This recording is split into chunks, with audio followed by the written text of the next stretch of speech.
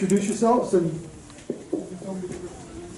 Hi everyone, my name is Lobo. I was the director of FROGGY Boy.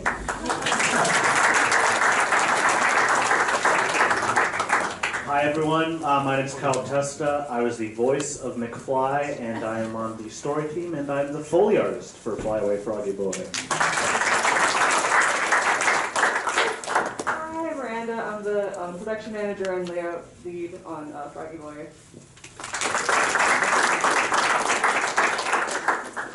Hi everyone, my name is Chen.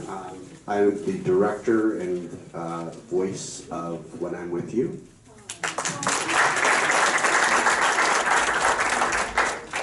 Hello, my name is Emi Vantyghem and I made The Unexpected Guests. Hi, Richard Thompson.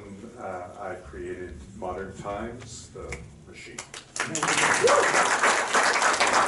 Alright, so these are the 4 filmmakers. So we have 3 locals, where you're in close, and you're from New York City, right? You came from New York City? Newark. You're on your way to another festival. You're on your way to another festival in Wales after this, right? So yeah, so he's doing well.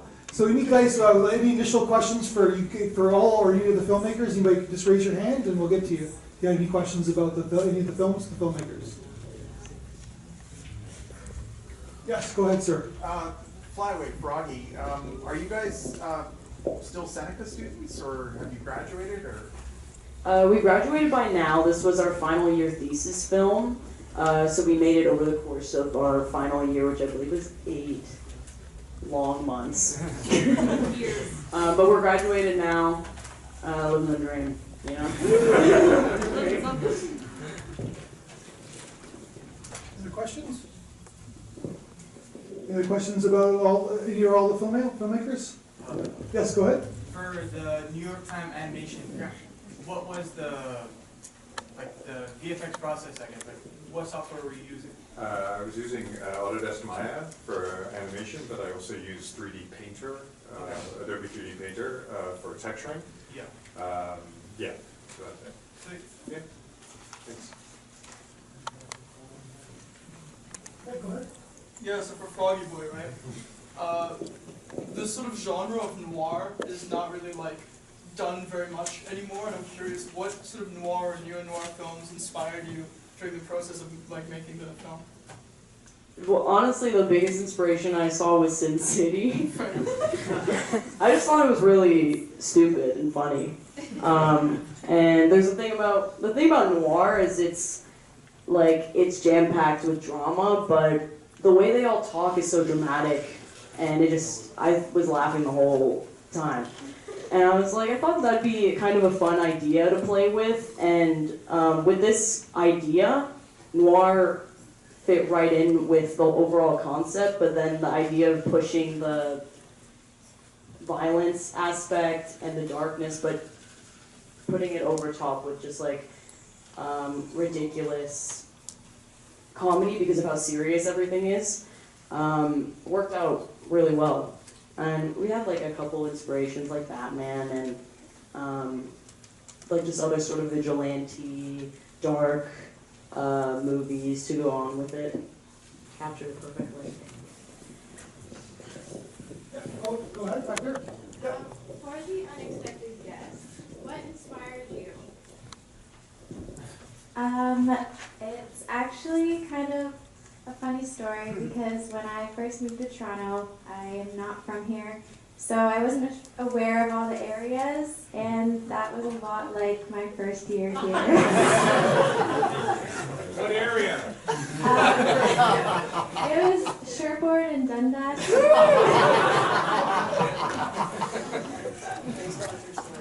What? Hi, for When I'm With You, your film was really, it was sweet and loving and very different. Why do you think it resonated? I feel like it really resonated with the audience, but why do you think you were able to connect like that?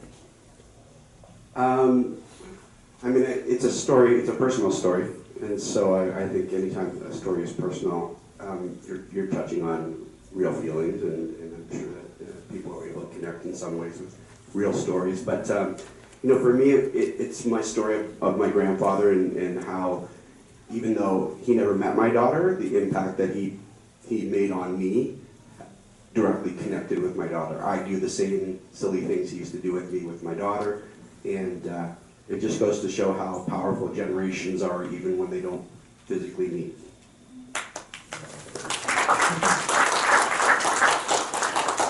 Any other questions? Yeah, go ahead. Just across the board, like how long did each project take? Sorry, you can start. Oh, Sorry, go ahead, go ahead. We went over it briefly, but October to I guess like September, because we were pitching. So we were pitching the ideas, but it went around September to April 2024. So it was around 8 months or so.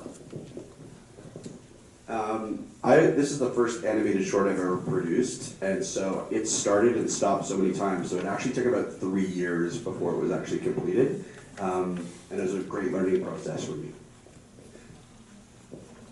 Mine was for my second semester of my third year, so around like 4 months.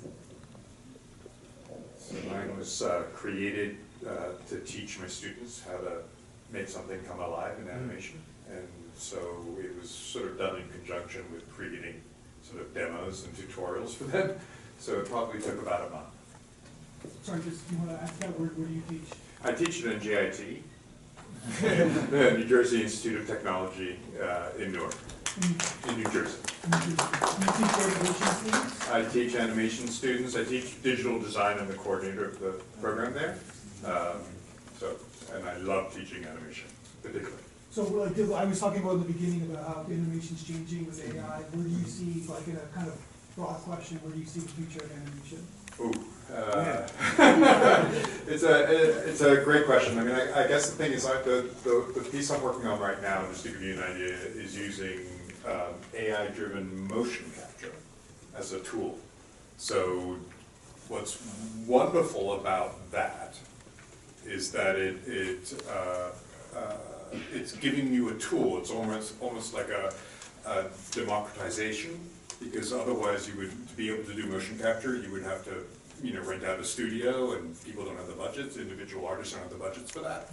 But now with these advances, you can just, if you have a camera, you can pull motion capture data from it. So it's something that, so I can use it as a tool. So what I like to think of it, it's hard because there's always pros and cons, right? It's a possible tool so that the individual artist can develop more complex stories, possibly.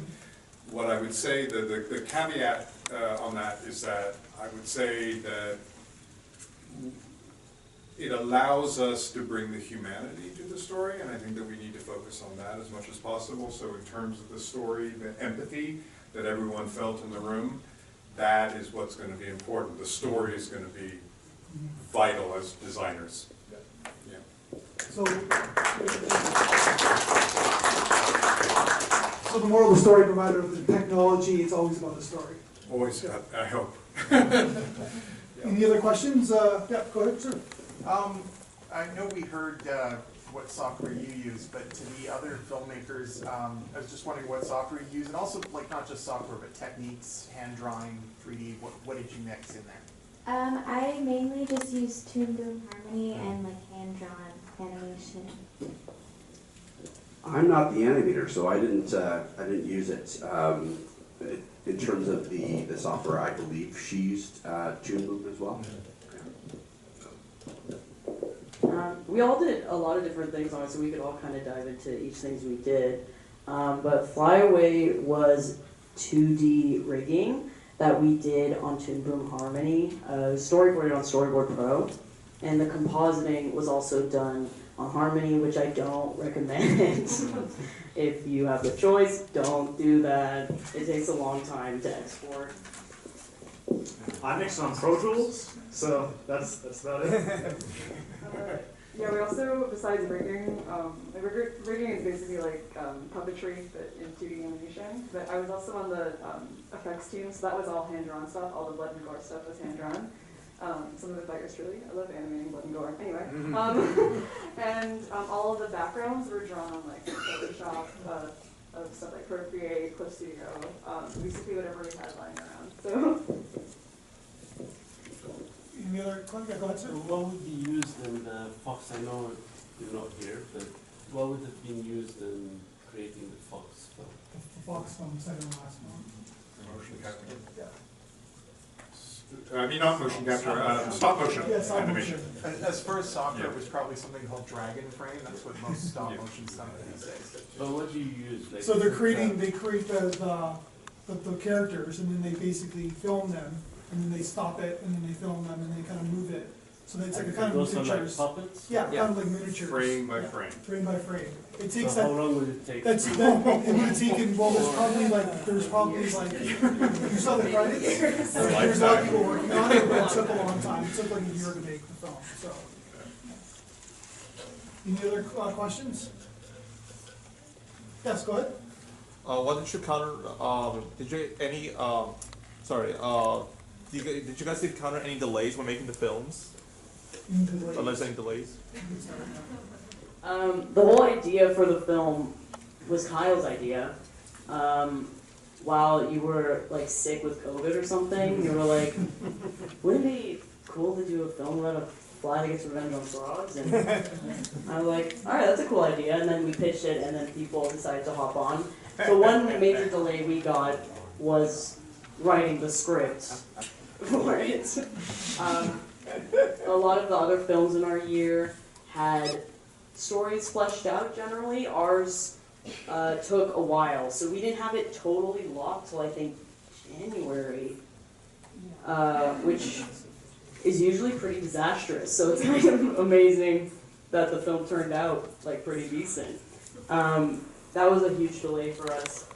Animation was pretty down to the wire, and effects as well, because we had the whole group pitching in and different things, and we were up late the day it was due just getting it done.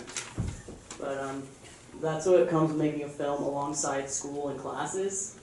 There's like a lot of stuff stacked against you, but we had a really great team, so we were really able to bring it home, which was awesome. Yeah, we had the smallest team in our grade, our class. Longest film, team of only 8 core members, and then all the others. As I said, there was a lot of delays. For me, I actually wrote the script in about a week. It's only 3 minutes, but I wrote it in a week. And just to preface everything, it's important to know that I was I've been a teacher for 25 years, and was just given the opportunity to follow my dreams. And I started working on a TV show with the Jim Henson Company. And I went out to Calgary, and I was in lockdown in a single room apartment for the first time without my family. I have a wife and 3 kids, and I was by myself. And that's where I started having to really face some of the things I never faced before about losing my grandfather. And so I wrote it. It was very cathartic. I wrote it. And so I wrote it in 2 weeks, or a week. But I couldn't find animators. I was, like I said, locked down, so I was doing a lot of online searching. I ended up finding someone. We started the whole process. I started storyboarding with them. And then about 6 months into the process, they said I can't do it. And so they were gone. And then I was kind of like trying to figure it all out. I ended up finding someone else who we kind of negotiated. She also was remote. And so I just said, if you were willing to help me, do it when you can. And she said, great. And it took about 2.5 years. And then we did the audio over about 6 months. So it ended up taking about 3 years. So a minute per year. My biggest delay probably would have been like the music in it. I had an original plan of someone helping me, and then that kind of fell through. So I spent a day learning how to use GarageBand and like a lot of auto-tune to do that song. Oh my god! Luckily, not too many delays in this because I had a severe deadline, and that can really help a lot. I would say that the one thing is, if anyone's seen any 3D movies, is that there are no outtakes that are left on the floor. It's all planned in advance as much as possible because it's so time consuming. But I would say that there was one moment because I got really bored with the machine animation part where they're not alive. And so I added in a little bit of what's called anticipation to the wrist movement as it threw down the can into the garbage can. And what was amazing about it is in just that wrist movement of pulling back to throw it down, you could feel a sense of attitude to it. And immediately it started to come alive, and it was at the wrong time. So I had to just, I mean, it was a small change, but it was a learning experience for me that even that slight thing could throw it off. And so I just went back and I got rid of that. I'm just going to plug you for a second. You're on Big Fraggle Rock, right? Yes. Which is on Apple. There's lots of kids in the audience, and you're one of the puppeteers, right? On Fraggle Rock. Which one are you? What's that? Which character are you? My character's name is Pogi. Pogi. All right. So the kids, Apple TV, Fraggle Rock. He's Pogi. Any other questions? Go ahead. Question for all the creators. Did you always want to be in that industry of animation? Or you kind of drifted into it from a different field? I was a professional actor for 17 years, but the fields are not unrelated. I originally went to school for psychology, and then I decided that I like art a lot more, so that's why I'm doing this now. As I said, I was a teacher and never gave up my love of being creative. I was doing flip books from the time I could make a flip book. And puppetry, same thing. I just never gave up on it, so I've been an artist my entire life. I've been done like drawing since I was out of the womb, but I'd always been intrigued by movies and shows since I was very young. I used to make little series with my toys and put them on YouTube and film them with my iPad mini. So it was the sort of natural progression to end up here. Animation just sort of made sense along the way, I guess. I went to school for musical theater, and now I'm a full-time Foley artist. So I did like work on shows like Last of Us, Blue Eye Samurai, Wednesday, but I got in the loop with these guys, and I always wanted to do animation stuff, so it's awesome. It's a natural pipeline. Exactly. Yeah, I actually grew up just like watching weird like Flash animations on YouTube back when I had like unrestricted internet access as a kid. So then that kind of led to me like drawing on like MS Paint and making really bad animes on Movie Maker. And then I went to like school for illustration at OCAD, did comics for a while, and then I did animation, and now I'm here. Don't know what that means, but hey, we did it. Yippee! Any last questions? Yeah, go ahead. What's the next story that you guys want to tell? Is there any ideas? Big question. I think there is a lot of like ideas floating around, potential pilots to be worked on. Nothing too concrete yet, but it's in the air.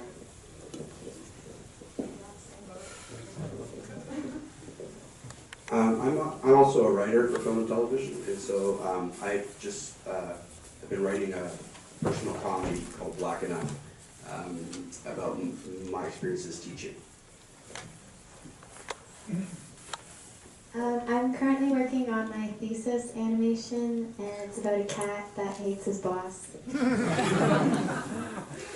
So I'm doing where I'm using the AI motion capture, to add to my own character, and the character is based off of, so I'm interested in the intersection between the history of clowning and animation, and so it's a clown that falls in love with a sewing dummy.